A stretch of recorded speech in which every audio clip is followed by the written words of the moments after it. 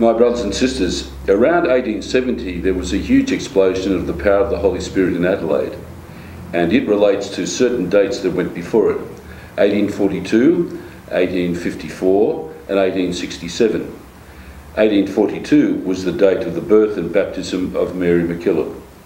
1854 was the date of her confirmation by Bishop Gould in Melbourne, and 1867 was when the Sisters of St. Joseph first appeared in Adelaide to begin their new ministry.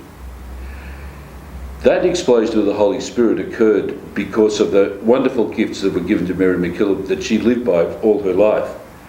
She took to her heart the gifts of the Holy Spirit that she was given at her baptism and confirmation, that enabled her first of all to be a great disciple of the Lord, faithful to God, faithful to the church, loving Jesus with all her heart. The gifts of the Holy Spirit that she received at confirmation, given specially to her by Jesus to help her to be his special disciple in the world, enabled her to get on with the work of establishing the Sisters of St. Joseph and making the tremendous outreach to the young who needed education and to poor people and to people who were suffering in our society. The interesting thing is that by 1870, Mary was joined by almost 100 other women who became part of the congregation of the Sisters of St. Joseph.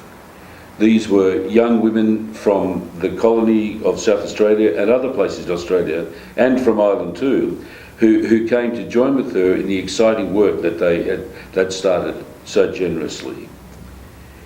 What I reflect on is the fact that just as Mary MacKillop received the gifts of the Holy Spirit at her confirmation, so do we.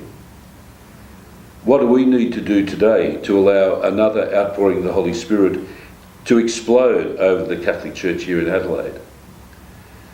All of us, you and I, need to return to the Lord in prayer and ask the Lord to help us to become holy and really devoted to him. And in that process, we'll then allow the power of the Holy Spirit to take hold in our church here in Adelaide.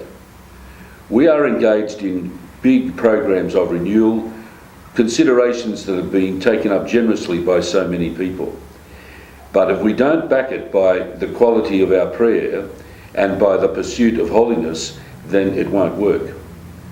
All that we do in trying to give new life to the church has to be energised by the pursuit of holiness that all of us who belong to the church really go about. So I ask you to join me to pray to the Lord and consider how it is that we can give life to the gifts of the Holy Spirit that we've all been given at our confirmation. I'm sure that when Mary MacKillop was confirmed in Melbourne by Bishop Gould, there wasn't an extraordinary outbreak of manifestations of the Holy Spirit at the time, but something really dramatic and wonderful happened in her life, and that's just the same for us. We have these gifts, we have this opportunity, we face these challenges. By turning to the Lord and asking him in prayer to energise us so that we can use these gifts of the Spirit today, then we will be able to make big changes and big differences in our world today.